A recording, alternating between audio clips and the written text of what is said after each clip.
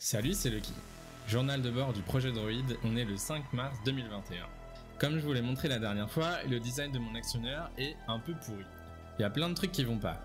Et c'est vrai que c'est quand même pas facile de faire quelque chose de solide et avec peu de frottement complètement en impression 3D. Mais je sais aussi que je suis pas très doué en méca, et du coup il y a clairement moyen de faire mieux, même sur le design actuel. Donc j'ai pas mal brainstormé avec des abonnés et des collègues, et j'ai pris plusieurs décisions et j'ai trouvé plusieurs points d'amélioration. Le premier point, c'est que je suis pas obligé de faire un actionneur qui peut faire plusieurs tours sur lui-même. Et même une jambe d'un bipède en général, il n'y a aucune des articulations qui a besoin de faire plusieurs tours.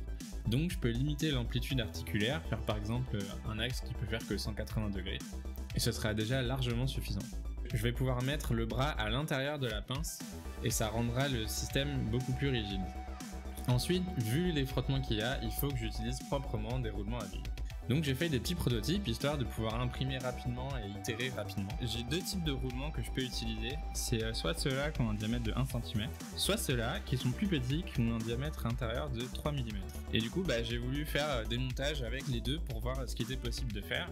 Et notamment l'intérêt du petit, je peux utiliser une vis M3 comme axe. Le premier petit prototype que j'ai fait, c'est ça. On a un roulement de chaque côté du truc, ça s'appelle un montage en haut. Et surtout, si vous regardez bien, ici la vis, elle est fixée sur le support avec les écrous des deux côtés.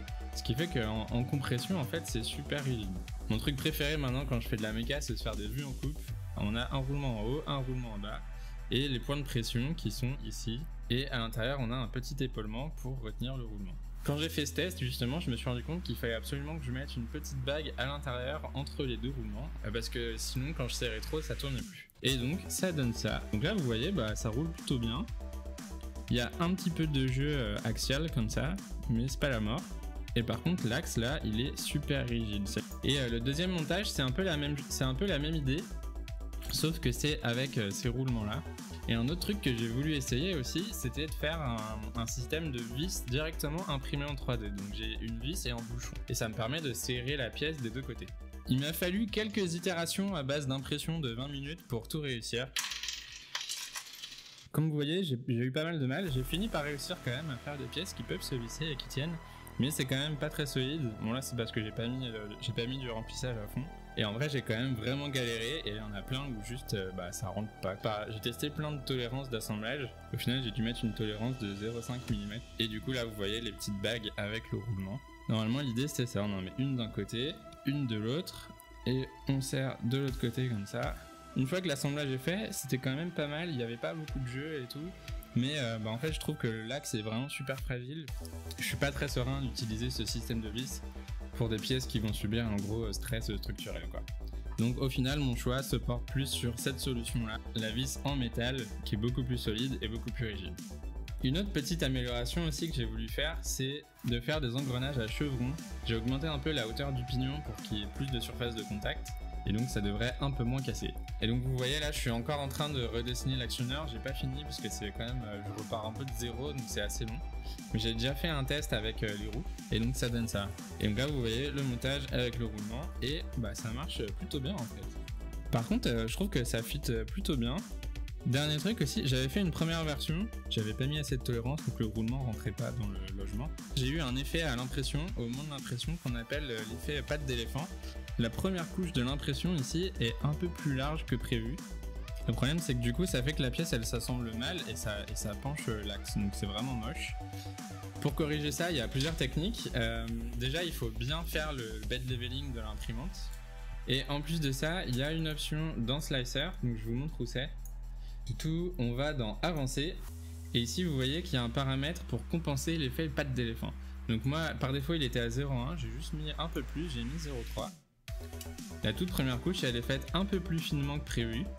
La deuxième pièce que j'ai faite comme ça, elle a eu zéro souci.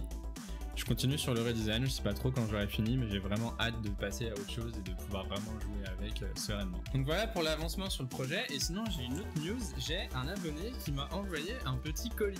C'est un kit de développement MJBots. Vous vous rappelez quand je cherchais différentes cartes moteurs que je pouvais utiliser, il y en avait une qui était revenue dans la liste, c'était la carte Moteus. En fait j'ai un de mes abonnés qui fabrique aussi un robot, il utilise cette carte là. Quand il a vu mon interface graphique dans ma vidéo où je contrôle mon born test avec, il a trouvé ça sympa et du coup il aimerait bien l'utiliser avec la carte Moteus. Du coup, bah en fait, il m'a envoyé un kit et comme ça, moi, je peux juste faire le code qui permet de gérer les 2 cartes. Et du coup, ça me permet aussi de tester la carte Moteus, donc je suis super content. Le plus important dans le paquet, c'est ça. Tada! Donc là, vous voyez, il y a la petite carte MJBot qui est vraiment toute belle. Elle est super bien intégrée, je trouve. Avec les connecteurs batterie et les connecteurs CAN. Le moteur de l'autre côté. Avec le petit détail, il est quand même brandé Moteus, donc c'est stylé ça. Donc je vais pouvoir jouer avec ça. Ça me permettra de faire une vidéo dessus sur l'intégration du kit de dev avec mon interface graphique. Je pourrais vous faire une petite revue de la carte. Merci à Stratos de m'avoir envoyé le kit de dev, c'est vraiment cool. Et j'ai aussi un autre abonné qui m'a envoyé cette fois des pièces imprimées en 3D dans un filament qui est renforcé en fibre de carbone. Et je trouve ça vraiment trop cool. Et donc vous voyez, ça ressemble à ça, donc c'est un matériau noir parce que c'est du carbone dedans. Qui est vraiment stylé et je peux le sentir rien qu'à la main déjà, c'est ultra résistant quoi. Et on le ressent surtout sur cette pièce là, le bras de l'actionneur. Vous voyez, c'est une grande barre et en vrai quand elle est en PLA elle est vachement flexible. Et là je trouve que en fibre de carbone elle est juste vachement plus solide quoi. J'arrive un peu à la plier à la main, mais par rapport à l'autre je vois déjà la différence quoi. Ça va pouvoir me permettre de faire des tests en parallèle du redesign de l'actionneur. Donc merci Angus, c'est vraiment cool. Et ça me donne clairement envie de pouvoir imprimer ça chez moi. Mais du coup, pour pouvoir imprimer ça, il va falloir que j'upgrade un peu mon imprimante. Parce que comme c'est un matériau qui est chargé en petites fibres de carbone, en fait c'est super abrasif et ça use les buses qui sont en laiton de base sur les imprimantes. Et donc on peut s'acheter des buses avec une pointe en rubis ultra résistante et qui permet d'imprimer des matériaux abrasifs comme ça. Mais je suis vraiment chaud parce que je pense que ça va être super pour pouvoir faire un robot solide et léger. Si jamais vous voulez m'envoyer des trucs pour soutenir le projet, bah, je veux bien un rouleau de filament CF nylon justement pour pouvoir tester. N'hésitez pas à me contacter sur le Discord pour plus d'infos. Un dernier sujet, ça y est, j'ai fait l'enregistrement du podcast, cette fois c'est bon, ça a fonctionné. Donc l'épisode sort le 17 mars. Donc voilà, plein de petites news. Je suis un peu dégoûté de devoir passer autant de temps sur le design de l'actionneur, mais en même temps j'apprends énormément de choses et en vrai je m'éclate quand même avec l'impression 3D. Et je serai encore plus satisfait quand j'aurai fait un truc qui fonctionne quoi. En tout cas, si ce projet vous plaît, n'hésitez pas à partager la playlist à une personne qui s'intéresse à la robotique. On se retrouve bientôt pour un nouveau journal de bord. Transmission terminée.